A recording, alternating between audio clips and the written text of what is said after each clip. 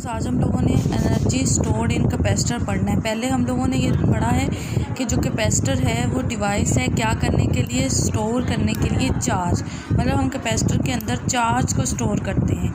इसी के साथ साथ कैपेसिटर के एनर्जी भी जो है वो भी कैपेसिटर के अंदर स्टोर हो जाती है। किस तरह से स्टोर होती है ये अब हम अभी देखते हैं। Capacitor is a device to store charge. Alternatively, it is possible to think of a capacitor as a device for storing electrical energy. After all, the charge on the plate possesses electric potential energy, which arises because work is to be done on to deposit charge on the plates. मतलब ये जो charges हम ऊपर deposit कर रहे हैं capacitor के plates के ऊपर, ये किस तरह से डिपॉजिट हो रहे हैं। बैटरी जो है जो चार्ज प्रोवाइड कर रही है वो वर्क कर रही है in order to deposit the charge on that plates. एक और बात आप देखें कि ये पहले से कौन सा चार्ज है, यहाँ पे पॉजिटिव चार्ज है। जब हमने और पॉजिटिव चार्ज यहाँ पे डिपॉजिट करना है, then battery has to be done work on the further incoming charge to deposit it on that plate. To overcome, क्या करने के लिए उसको वर्क करना पड़ता है, to overcome the repulsive force between already present charges and new incoming charge. मतलब जो नया चार्ज आ रहा होगा डिपॉजिट होने के लिए किसके ऊपर, कैपेसिटर की प्लेट के ऊपर, उसके लिए हमें क्या करना पड़ेगा, वर्क डन करना पड़ेगा। अब वर्क डन उसके अंदर किस फॉर्म में स्टोर होगा, इलेक्ट्रिकल पोटेंशियल एनर्जी।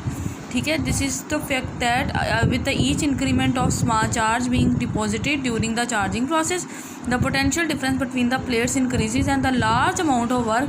मतलब फॉर एग्जांपल मैंने इस पर 10 चार्ज डिपॉजिट हो सकते हैं, तो जब मैंने 9 कर दिए हैं ना, तो 10वें चार्ज को डिपॉजिट करने के लिए मुझे सबसे ज़्यादा वर्क करना पड़ेगा।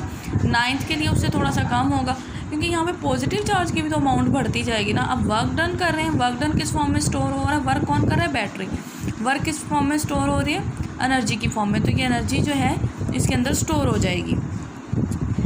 Initially when the capacitor is अनचार्ज, जब कोई भी चार्ज नहीं होगा तो पोटेंशियल डिफरेंस तो ज़ीरो होगा ना, दोनों के ऊपर कोई भी चार्ज नहीं होगा।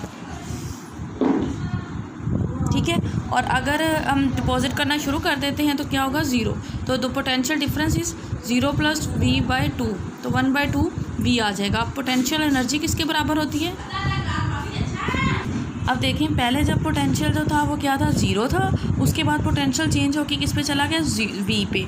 तो फाइनल 0 + v/2, मतलब हमने इसका एवरेज निकाल लेना। एवरेज होता है 2 क्वांटिटीज़ है ना, पहले 0 और उसके बाद v, 2 क्वांटिटीज़ उनको जमा करके 2 पे तकसीम कर दिया तो 1/2 v आ गया। अब हमने क्या करना है, पोटेंशियल एनर्जी फाइंड करना है। तो एनर्जी किसके बराबर होती है, काइनेटिक एनर्जी को पहले याद कर लें, Q डेल्टा V इसी के बराबर होती है ना। तो Q यहाँ पे हमारे पास क्या है, ऐसे ही रख दिया, और V डेल्टा V 1/2 V। तो ये हमारे पास आ गया पोटेंशियल एनर्जी या एनर्जी। इसको काइनेटिक एनर्जी, उन दोनों का फार्मूला जो है वो हमारे पास सेम है।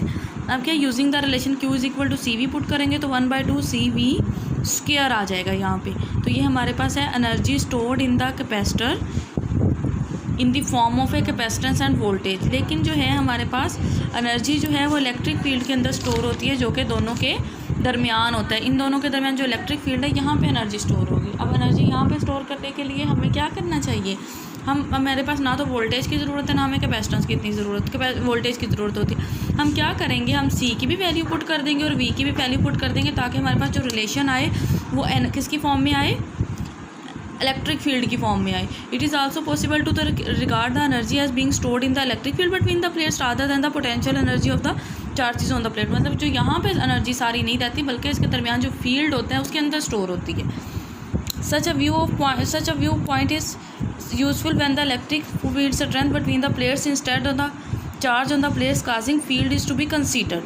ठीक है, this relation can be obtained by V = ED। मतलब हमने क्या यूज़ करना है, field strength between the plate instead the charge in on the, हमने चार्ज नहीं हमें कंसीडर करना है, ना हमने पोटेंशियल डिफरेंस कंसीडर करना है, बल्कि हमने क्या करना है, इलेक्ट्रिक फील्ड करना है। तो इलेक्ट्रिक फील्ड की हम वैल्यू, V की वैल्यू है V = ED एंड C की वैल्यू A∈0ε/D।